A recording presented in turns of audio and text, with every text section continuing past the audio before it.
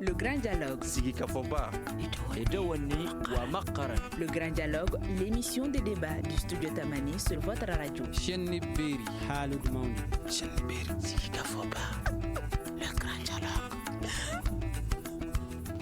Quelles sont les causes de l'insécurité au centre du Mali? Les mesures prises sont-elles à la hauteur des défis? Quelle utilité des différentes rencontres sur la paix et la réconciliation? Le forum de Nyono qui a débuté ce matin va-t-il changer quelque chose? Ce sont entre autres questions que les Maliens se posent aujourd'hui et nous avons trois invités pour y répondre. Nyagalin Bagayogo, politologue, présidente de l'African Security Sector Network, Madame Nahawa Doumbia et Daouda Kinda qui sont tous les deux spécialiste des questions sécuritaires. Je suis Mohamedou Touré. Chers invités, auditeurs et téléspectateurs de Studio Tamani, bonsoir à toutes et à tous et bienvenue.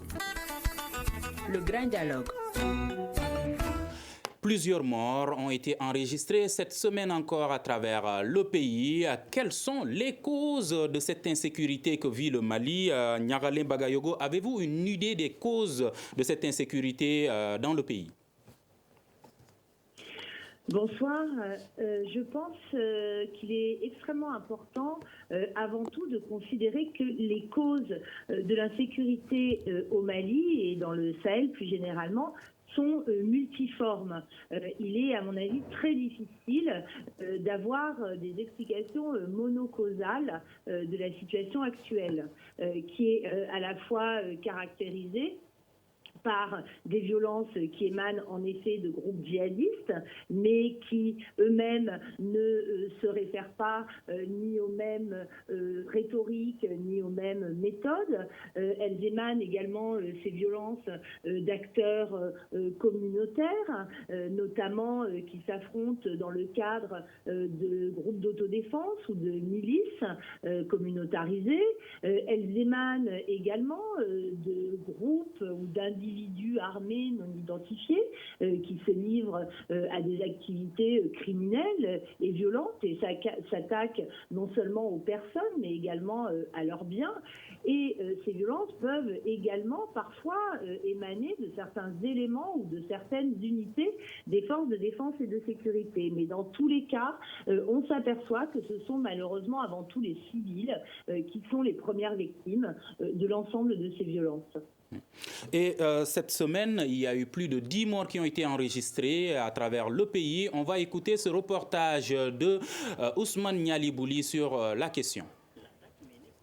Le bus de transport commun se produit hier soir entre les localités de Parou et Songobia dans les cercles de Banchakara. Selon des sources locales, 8 civils sont morts sur place et 8 autres blessés. Parmi les victimes figurent des femmes et des enfants. Les mêmes sources indiquent que le chauffeur et d'autres passagers du véhicule sont portés disparus. Les blessés ont reçu les premiers soins à l'hôpital de Banchakara avant d'être transportés à Sévaré, déclarent les autorités locales. À la veille de cette attaque, l'imam d'Indebougou dans les cercles de Nyono, région de Ségou, a été tué chez lui lundi dernier par des hommes armés non identifiés. Quelques heures auparavant, dans la même journée, un commerçant avait également été assassiné à B5 Kimedili Koura dans la commune de Touridagako, toujours dans le même cercle, affirme un élu local. Ces localités sont situées à une soixantaine de kilomètres de Farabougou, localité encerclée depuis près de mois par des présumés djihadistes, malgré la présence des forces armées maliennes dans la zone depuis quelques jours. Ces attaques interviennent quelques heures après l'annonce de la neutralisation d'une cinquantaine de terroristes par la force Barkhane vers la frontière Mali-Burkina. Cette information a été donnée par la ministre française de l'armée Florence Parly au cours de sa visite au Mali le lundi dernier.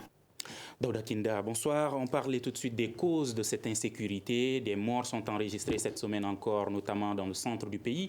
Quelle est votre analyse sur la question? Je vous remercie. L'analyse sur la question, c'est qu'elle ne peut qu'être globale. Parce que depuis 2012, l'explosion de la crise multidimensionnelle, je crois que le Mali il y a une sorte de connexion entre l'insécurité au Mali et l'insécurité dans le Sahel en général, notamment le cas de la Libye. On a pu analyser que chaque fois que ces foyers de tension sont en effervescence, c'est que la situation au Mali ici se désagrège beaucoup. il faudrait le voir sous beaucoup d'angles, parce que les groupuscules armés qui sont au Mali ici, ils ont beaucoup de tentacules qui montent jusqu'au fin fond du Moyen-Orient. Donc cette analyse globale, je crois que ça manque beaucoup à nos autorités et il ne faudrait pas l'oublier. Votre point de vue sur les causes de cette insécurité, Madame Nahawa Doumbia? Ok, d'accord. Merci beaucoup, Mahamadou, pour cette question. Et moi, je dirais que les causes aujourd'hui pour l'insécurité au Mali, les causes sont nombreuses, mais il faut noter que aujourd'hui, nous assistons à beaucoup d'attaques au niveau, que ce soit au nord, centre ou au sud du Mali. Les attaques maintenant deviennent perpétuelles partout dans le Mali. Et on peut noter également les conflits intercommunautaires qui se manifestent aujourd'hui par des barbaries, si je peux me le permettre. Ça se manifeste vraiment avec plus de violence que l'on croyait avant. Et aussi, on peut noter la faible représentativité de l'État sur certaines zones au Mali, surtout celles frontalières entre le Mali et Niger, entre le Mali et Burkina ou d'autres pays. Et nul n'est sans savoir qu'aujourd'hui, au Mali, des questions d'ALPC sont devenus des problèmes cruciaux qu'il faut faire face à cela. Parce que qui parle de conflits armés, on parle obligatoirement des armes, des munitions et consorts. Et si les frontières sont poreuses jusqu'à nos jours, difficilement on pourra, comme on appelle, avoir une solution idoine à notre problème. Et aussi, je pense que dans beaucoup de zones, au Mali, précisément au centre, le règlement de compte est devenu quelque chose de, je dirais, naturel pour la population. Alors, je pense que ces genres de mécanismes, ces genres de problèmes, vraiment sont des causes qu'il faut s'attaquer rapidement pour pouvoir une solution à beaucoup de nos problèmes d'insécurité. Oui. Terrorisme, conflits intercommunautaires, banditisme, règlement de compte, ce sont entre autres sujets que vous avez abordés qui peuvent être les causes de cette insécurité dans le pays. Alors, Nyaralin Bagayogo, avez-vous l'impression que les autorités, notamment du Mali, ont compris ces différentes causes de cette insécurité? Je pense qu'il y a bien sûr une conscience du caractère multidimensionnel de l'insécurité qui touche actuellement le Mali. Mais il me semble que les autorités, aussi bien que leurs partenaires internationaux, gagneraient sans doute à mener une analyse beaucoup plus ciblée de chaque phénomène de violence. C'est-à-dire que, bien entendu, les causes des conflits intercommunautaires ne sont pas nécessairement les mêmes que celles qui sont à la racine des actes criminels. Pour ce qui est notamment de ces conflits intercommunautaires, on sait très bien que très souvent, les affrontements pour la gestion et l'exploitation des ressources naturelles en sont à l'origine et que souvent les acteurs agricoles s'opposent aux acteurs pastoraux. Et le règlement de ce type de conflit ne relève bien entendu pas du même type d'acteurs étatiques ou non étatiques. Dans un certain cas, on recourra davantage au ministère chargé de la décentralisation, par exemple. La lutte contre la criminalité implique davantage le ministère de la Sécurité. La lutte contre les acteurs terroristes implique à la fois les acteurs militaires, mais sans doute aussi les acteurs de la chaîne de renseignement, les acteurs de la chaîne pénale. Donc, il me semble qu'il est important de serrer les différentes manifestations de la violence pour, en effet, en établir les causes et surtout pour identifier les mécanismes de gestion, de résolution ou encore mieux de prévention des conflits qui seront les plus efficaces pour faire face à chaque type d'insécurité. Quand on voit l'évolution de la situation, pensez-vous que les forces armées maliennes sont dépassées par la situation? Malheureusement, les forces maliennes ne sont pas les seules à être dépassées par la situation. On voit très bien que la situation aujourd'hui au Mali et au Sahel échappe à tous les acteurs en réalité, en tout cas à tous les acteurs qui ont mobilisé depuis 8 ans bientôt des solutions qui démontrent que les instruments ne sont plus nécessairement adaptés au type de violence auquel on a affaire. On voit très bien, par exemple, si on prend ne serait-ce que les acteurs au niveau de la sous-région, au niveau de la CEDEAO, on voit très bien que le mécanisme de gestion, de prévention, de gestion, de règlement des conflits de 1999 n'a pas été en mesure d'apporter une réponse totalement satisfaisante à la crise malienne, tout simplement parce qu'il est fondé sur des conflits qui sont ceux des années 90 au Libéria, en Sierra Leone, en Guinée, en Côte d'Ivoire, qui n'ont absolument pas le même type de dynamique que celle qu'on voit aujourd'hui.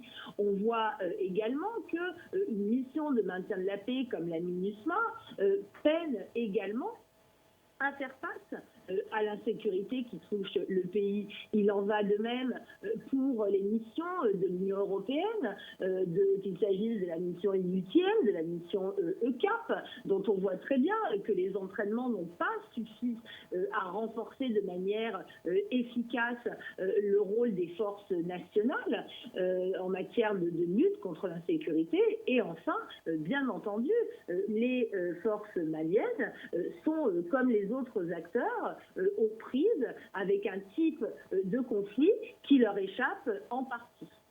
Daouda Kinda, pensez-vous que les autorités maliennes aujourd'hui sont capables de faire face à cette insécurité? À l'impossible de l'intenir, on pourrait l'imaginer que d'une manière ou d'une autre, cela va de soi que le Mali puisse venir à bout de cette situation. Mais comme mes co-débatteurs viennent de le dire, les intervenants viennent de le dire, ça ne va pas se faire comme si, avec une baguette magique. Mais portant sur la question de la prolifération des armes légères, moi je crois que c'est une donne essentielle à cette problématique, parce que là, le Mali avait mis un accent sur la lutte contre la prolifération des armes légères. Je m'en souviens qu'il ne faut pas l'oublier, c'était une institution quasiment logée à la présidence, qui avait une importance énorme, mais qui, de par sa gestion qui était entre guillemets trop militarisée, a péché un peu. Donc cette situation au Mali, ça ne va pas seulement se régler avec l'option militaire, cela va de soi. Il va falloir que ce qui se trouve être la mauvaise gouvernance, parce que dans l'armée, tout ce qui est problématique, c'est la mauvaise gouvernance. C'est vrai, le pays a besoin d'armement, le pays a besoin d'hommes, de munitions et autres, mais sans cette gouvernance qui va mettre le soldat au milieu de cette stratégie de lutte contre le groupuscule armé, je crois qu'on aurait beau faire et ça n'ira pas loin. Est-ce que vous pensez qu'avec cette présence des forces armées maliennes, notamment dans le gouvernement, avec les portefeuilles de la défense qui sont gérés par des militaires, quelque chose va changer de positif par rapport à la résolution de cette crise? J'en doute fort, parce qu'au Mali, il ne faut pas l'oublier, le Mali, c'est un pays où il y a une sorte d'imbrication entre le militaire et le politique, et cela n'a pas commencé dès maintenant. Depuis les premiers régimes, en 1960 déjà, le problème du nord du Mali était pris à bras-le-corps par essentiellement des militaires.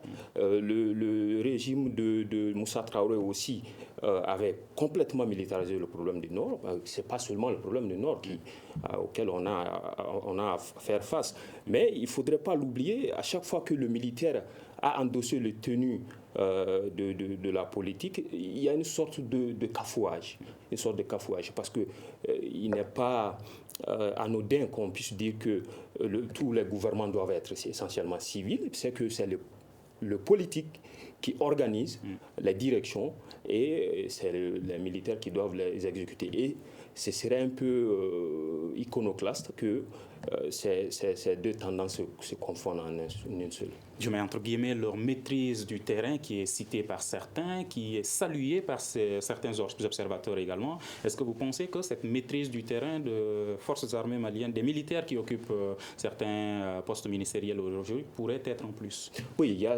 beaucoup d'entre eux ont eu à occuper des postes de responsabilité en ce qui concerne l'éclatement de la crise depuis 2012. Mais il ne faudrait pas l'oublier que c'est seulement une frange, c'est seulement une force spéciale qui était logée au sein de toute une armée. Comme on l'a eu à le dire, ce problème ne dépend pas seulement d'un seul corps. C'est un problème qui intéresse non seulement le ministère de la Sécurité, ça intéresse aussi l'armée en tant que telle, mais il ne faudrait pas qu'on puisse étendre de façon exponentielle, du coup, à faire une généralisation, comme quoi ils pourront facilement indiquer ce problème. Êtes-vous plus optimiste ou aussi pessimiste que Daouda Kinda par rapport à cette capacité des autorités maliennes à gérer cette crise? Oui, moi je dirais que je suis optimiste parce que aujourd'hui la sécurité des populations et la sécurité humaine a dépassé vraiment les droits régaliens des forces de défense et de sécurité. Et moi je pense que si aujourd'hui chacun de nous se met dans cette chemise ou bien dans cette position vraiment on doit automatiquement accélérer une réforme du secteur de la sécurité inclusive. Chacun de nous, là, il s'agit de tous les acteurs, mais quand il s'agit des autorités en charge de la transition, est-ce que vous avez confiance en leur ces autorités capacité? ne peuvent pas, comme on appelle, atteindre l'objectif collectif du Mali sans pourtant qu'il y ait l'appui de la population. Nous sommes ensemble, nous sommes une force. C'est dans ce cadre que je suis optimiste parce que nous savons le problème, l'autre là, comme on appelle, Niagalé disait tout de suite, ce problème, c'est une crise multidimensionnelle. Et qui parle de multidimensionnel, parle forcément des complexités dans la résolution du problème. Et alors, on sent vraiment une faiblesse. Il faut le dire, il faut appeler les choses par les noms. On sent déjà une faiblesse. Seul l'État... Une faiblesse de qui? Des autorités. Des autorités, oui, parce que le problème dépasse vraiment tout le monde, il faut le dire, il faut le reconnaître. Le problème dépasse tout le monde, raison pour laquelle on cherche des solutions partout. Et comment on appelle, l'effort de chacun de nous est important pour la chose. Et je pense avec nos pierres contributives aux efforts de l'État, je pense que moi, quand même, personnellement, je peux rester optimiste pour les bonnes causes du Mali. Niagalé Bagayogo, Daouda Kinda craint un cafouillage avec la présence des militaires. Est-ce que vous craignez la même chose? Je pense que ce qui est extrêmement important, c'est de voir ce qui a amené les militaires au pouvoir, c'est-à-dire en réalité une très grave crise, très profonde en matière de gouvernance, en ce sens que c'est un modèle d'État qui a été fondamentalement remis en cause et rejeté dans la rue à travers les manifestations qui ont commencé à partir du 5 juin. Un État, un régime d'abord, mais plus largement une façon de gouverner, puisque les populations ont massivement considéré que l'État avait échoué en matière de sécurité, bien entendu, mais également en matière de démocratisation, puisqu'on a vu la crise post-électorale, en matière d'éducation. On connaît très bien les problèmes que traverse l'université avec la grève des enseignants qui dure depuis des mois, voire des années, en matière d'urbanisation, en matière de décentralisation, puisque de nombreuses protestations et rébellions se sont justement levées pour protester contre l'abandon de pans entiers du territoire national depuis des décennies. En réalité, ce à quoi on assiste, c'est à des mouvements insurrectionnels, que ceux-ci se manifestent à travers des rébellions armées, comme on l'a vu au Nord Mali, à travers des rébellions de type djihadiste ou à travers des insurrections de type populaire. On est dans un contexte insurrectionnel de remise en cause d'un modèle d'État et de sa gouvernance. Donc aujourd'hui, l'immense défi auquel doivent répondre les nouvelles autorités civiles et militaires, puisque on n'a plus seulement affaire à une junte depuis l'arrivée du président de la transition et du Premier ministre, ainsi que de son gouvernement. L'enjeu majeur, à mon avis, est celui de répondre à cette crise de gouvernance en commençant à lutter contre les détournements, la corruption qui est vraiment au cœur de nombreuses accusations et protestations aujourd'hui. Donc vraiment, je pense que s'il y a un domaine où les nouvelles autorités sont attendues, ce n'est pas seulement le domaine sécuritaire, mais c'est aussi celui de la gouvernance. Et le lien entre les deux est très facile à établir lorsqu'on connaît les détournements qui ont été dénoncés dans le domaine de la défense dès 2014 par les rapports du bureau du vérificateur général. Daouda Kinda, les mesures prises pour faire face à cette insécurité sont-elles à la hauteur des défis selon vous? Les mesures pêchent beaucoup, raison pour laquelle on est face à ce problème qui est en train de s'envenimer. Ça pêche beaucoup parce que là, comme on l'a dit, à risque de se répéter, il y a cette dimension multiforme qui n'est pas prise en compte assez. Pourquoi n'est-elle pas prise en compte? Est-ce que c'est parce que c'est négligé ou est-ce que c'est parce que les autorités manquent de moyens pour y faire face? Des deux côtés, je crois qu'il y a un peu de tout. Parce que là, comme on l'a dit, l'aménagement, c'est quelque chose, c'est un accompagnement international. Comme l'a dit Mme Bagayoko tout à l'heure, au début, ils n'étaient pas tout à fait au fait des choses. Parce que le phénomène djihadiste, de par le monde, on l'a eu à le voir. Même la plus grande puissance militaire n'arrive pas à y faire face convenablement. Le cas afghan est là, le cas irakien est là. Et moi, je crois que c'est surtout des efforts locaux qui peuvent être salutaires dans ce sens. Mais il ne faudrait pas l'oublier, nous sommes un pays pauvre, le moyen manque. Donc cet accompagnement international doit passer par des canaux qui sont essentiellement locaux. Par exemple, le problème des tensions ethniques, ça ne date pas d'aujourd'hui, ça date des temps immémoriaux. Ce serait difficile qu'un État, avec tout cet appareil administratif lourd, puisse venir sur ces terrains pour pouvoir imposer quelque chose. Ça a été notre problème depuis, je me souviens du temps des années 90, on a organisé des flammes de la paix, des semblants de réconciliation qui ont abouti à la situation actuelle. Je crois que le problème a été toujours traité de façon superficielle.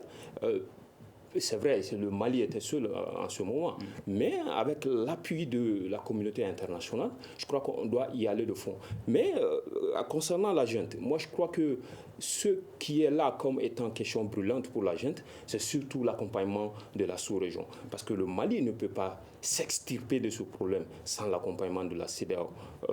Et on peut monter jusqu'au niveau de l'Union africaine. Il faudrait qu'il y ait un instrument, si je peux dire, continental en matière de paix et de sécurité qui puisse être efficace et pratique. Le G5 Sahel ne suffit-elle pas à la force? Le G5 Sahel, ne serait-ce que l'absence de l'Algérie qui est un poids non négligeable, et la Côte d'Ivoire et d'autres pays, parce que là, la question, elle n'est pas que malienne, elle est sous-régionale, ne serait-ce que la transhumance des armes à feu et si je peux dire, du crime organisé. Je crois que le G5 Sahel, à lui seul, est limité de façon géographique. Donc, il va falloir qu'il y ait une sorte d'accompagnement notoire Parce que les foyers de tension en Afrique, ça se multiplie. Il ne faut pas l'oublier, Al-Shabaab a du vent en poupe. Le problème centrafricain est toujours ouvert. Tant qu'il y a ce cercle-là, si je peux dire le triangle de feu dont certains spécialistes l'ont appelé, ce serait difficile de maîtriser le Sahel. Donc, avec tout ce désavantage géographique et climatique qu'il y a au Sahel, je crois qu'on va faire du bric-à-broc, mais on ne va pas avancer beaucoup. Le citoyen lambda se pose souvent une question. Pourquoi, avec la présence des forces armées maliennes, de la force G5 Sahel, de Barkhane, de l'amunissement et d'autres forces, le Mali n'arrive pas toujours à faire face à cette insécurité? Alors, quelle est l'utilité de toutes ces forces dans le pays, selon vous? Je pense que ces forces étrangères qui sont aux côtés de l'État malien pour la solution de ce problème d'insécurité est énorme. Aujourd'hui, si on me pose cette question, très souvent, moi je renvoie la question en disant, imaginons s'ils n'étaient pas là. Et qu'est-ce qui allait se produire comme conséquence? Et aujourd'hui, on peut vraiment avoir cette... comment on appelle? Pensez-vous que la collaboration entre ces différentes forces, elle est franche? Oui, la collaboration, être franc dans la collaboration, c'est un peu difficile parce que moi, je dirais que c'est la coordination qui manque un peu entre ces forces de défense et de sécurité et ces forces étrangères qui sont auprès du Mali. Parce que qu'est-ce qu'on remarque de 2012 à nos jours, si on regarde bien l'arrivée de l'amunissement, de l'ECAP Sahel, certes, quand je prends l'exemple tout de suite sur l'ECAP Sahel, l'ECAP Sahel a fait beaucoup de formations à l'endroit de nos forces de défense et de sécurité. Et ces formations, c'est juste les techniques, les techniques, comment prendre, comment on appelle, comment... le respect le respect des... Est-ce que le domaine des renseignements est pris en compte dans cette collaboration? Ça, c'est la question que moi-même je me pose. On va l'adresser donc à... Sinon, aujourd'hui, quand on regarde la situation on va en venir la situation actuelle comment on appelle Farabougou. À Farabougou. On va y revenir tout à l'heure. On pose cette question seulement à Niagalem Bagayogo. Niagalem Bagayogo, pensez-vous que c'est la coordination ou la collaboration elle-même entre les différentes forces présentes au Mali qui n'est pas franche? Moi, je pense que d'une manière générale, malgré le nombre important de forces présentes, on voit très bien que la question qui se pose en réalité est celle de leur mission. Quel est l'objectif poursuivi par ces différentes forces? Alors, je mettrai à part le cas de la MINUSMA, dont le mandat est de accompagner la mise en œuvre de l'accord pour la paix et la réconciliation au Mali et également de assurer la protection des civils. Mais la plupart des autres forces déployées, que ce soit l'opération Barkhane ou les forces du G5 Sahel et bien entendu les autorités se sont fixées pour principal mandat et poursuivent l'objectif majeur de lutter contre le terrorisme. Or, aujourd'hui, on voit bien que cette problématique terroriste, elle existe, bien entendu. Il ne s'agit en aucun cas de nier cela, mais en réalité, il ne s'agit que d'un seul pan de l'insécurité. Donc, à mon avis, aujourd'hui, changer l'objectif et le mandat de ces différentes forces pour le recentrer sur une mission beaucoup plus générale de protection des civils, quel que soit le type de violence auquel les populations sont confrontées, changerait la donne. Pour ce qui est par ailleurs de cette question de la collaboration franche, là aussi se pose la question en réalité des objectifs politiques qui sont poursuivis à travers ces différentes interventions. Or, on voit que certains acteurs refusent d'inscrire leur intervention dans le cadre d'une démarche véritablement politique et préfèrent la concentrer sur des objectifs tactique ou stratégique de lutte contre le terrorisme ou de rétablissement de l'autorité de l'État. Mais on voit bien que cela pose un problème dans la mesure où c'est précisément cet État qui est contesté et perçu comme prédateur qui est à l'origine d'un certain nombre de crises que nous avons décrit tous depuis le début de cette émission. Et on voit bien qu'une approche politique est en revanche promue par certains acteurs, à commencer par les autorités maliennes, et non pas seulement depuis l'arrivée au pouvoir de ces autorités civiles et militaires, mais de manière plus ancienne par le régime précédent d'Ibrahim Boubacar Keïta, Justement, Madame Bagayogo. Je termine simplement sur ce point, qui lui-même se référait aux décisions du dialogue national inclusif. Et on voit très bien que ces décisions sont également reprises dans la feuille de route de la transition qui préconise un dialogue avec notamment les groupes armés radicaux. Oui, concernant les missions des forces étrangères, pensez-vous que le Mali, les autorités maliennes ont leur mot à dire par rapport au choix de ces missions-là ? Alors, je ne sais pas si elles ont leur mot à dire, mais en tout cas, elles doivent avoir. Parce que si elles l'ont, la question qui se pose, c'est est-ce que l'État malien négocie mal l'intervention de ces différentes forces internationales ?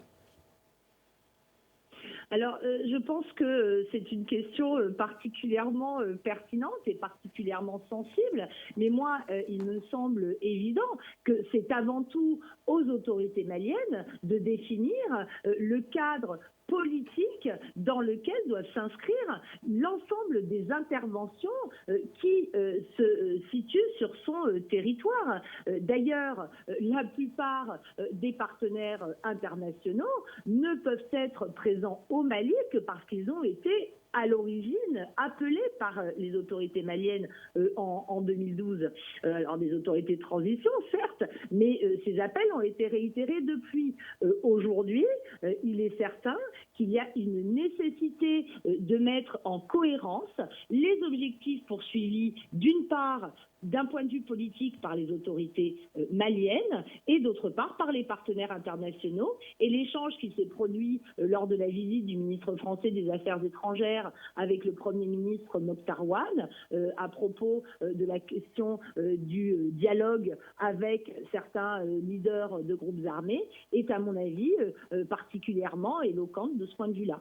Et c'est dans ce contexte qu'un forum de 4 jours sur la réconciliation à Nyono a démarré aujourd'hui, une réconciliation entre les communautés en conflit. Le gouverneur de la région de Ségou, je rappelle que Nyono fait partie de la région de Ségou, dit déjà être sceptique par rapport à l'issue de ces concertations. Le point avec Imran Akiloumaïga. Cette rencontre n'a pas été sérieusement préparée, déclarent les autorités régionales de Ségou. J'en avais envisagé avant la fin de l'année, mais si ça intervient tôt comme ça, on va tenter de le faire, explique le contrôleur général de la police, Alassane Traoré, gouverneur de la région de Ségou. Ces concertations communautaires ont pour but de parvenir à une paix durable dans la zone, souligne l'autorité régionale. Toutefois, le gouverneur précise qu'à ce stade, aucun thème n'a été défini pour ces assises. Nous allons tenter de réconcilier les chasseurs d'Onso et Peul du cercle en conflit dans la zone depuis plus d'un mois, poursuit l'autorité régionale. Selon elle, chaque représentant des communautés aura la parole et un timing sera fixé pour chaque intervention. À la fin des dialogues, une synthèse générale sera dégagée, explique-t-elle. Des représentants de l'État vont intervenir également au cours des assises, affirme le gouverneur.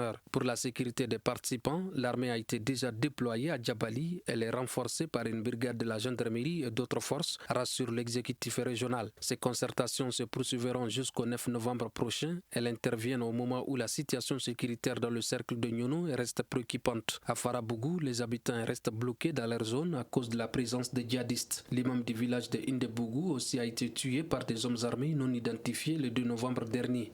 Daouda Kinda, avez-vous l'impression que les différentes rencontres aujourd'hui qui sont organisées en faveur de la paix et la réconciliation sont utiles pour le Mali? C'est obligé qu'on puisse aller vers le dialogue, mais il faudrait que le format, le cadre de ce dialogue soit bien défini. Je crois que le gouvernement, les autorités sont en train de pêcher une deuxième fois. Le cas du DNI, qui n'a pas été, dialogue national inclusif, national inclusif n'a pas été totalement légitime parce que le processus d'instauration, si je peux dire, d'organisation de ce dialogue a été décrié. Parce que là, il faut pas que l'État agisse en termes d'imposition. Il faudrait que les formats de dialogue soient aussi inclusifs que le contenu. Le cas de Nyono, je crois que la sortie du gouverneur, ça va un peu à l'encontre de cette dynamique qui est entamée par l'État. On pouvait prendre cette rencontre comme étant un préalable. Cela n'est pas exclu parce que ce qui est important de noter, c'est que la situation humanitaire, notamment dans la région de Ségou, est complètement hors de contrôle. Farabougou, c'est vrai, c'est 3000 habitants qui sont pris en otage. Ce n'est pas seulement Farabougou, il y a beaucoup d'autres villages qui n'arrivent pas à s'en sortir. Il ne faut pas oublier qu'on est à la période des récoltes. La période des récoltes va bientôt arriver. Ces gens ont à peine ils peuvent à peine sortir pour aller au champ. Donc, cette situation, est-ce que ce serait, je me demande, est-ce que c'est intelligent ou du moins ce serait fructueux d'instaurer un dialogue à cette période. Moi, je crois que l'essentiel actuellement, c'est que l'armée puisse... C'est là le côté militaire de la chose. L'armée doit montrer à la population cette rassurance qu'elle n'a pas. C'est vrai, il y a des forces de l'ordre sur le terrain, mais c'est insuffisant. C'est insuffisant dans ce sens que beaucoup de gens qui sont partie prenante dans ce dialogue ne sont pas du tout chauds pour le faire. Une rencontre qui n'a pas sérieusement été bien préparée selon l'autorité régionale. Et encore, il estime que pour une rencontre de 4 jours qui devrait permettre de réconcilier des communautés en conflit, il n'y a pas un thème choisi. Pensez-vous qu'il a raison, lui, gouverneur de la région de Ségou, d'être sceptique par rapport à l'issue de ces assises? Moi, je crois que lui, il est la toute première autorité dans la région. Je ne crois pas que ça soit du tout, si je peux dire, compréhensible que lui puisse s'exprimer dans ce sens. Je crois que le thème ici a lieu de choisir un thème.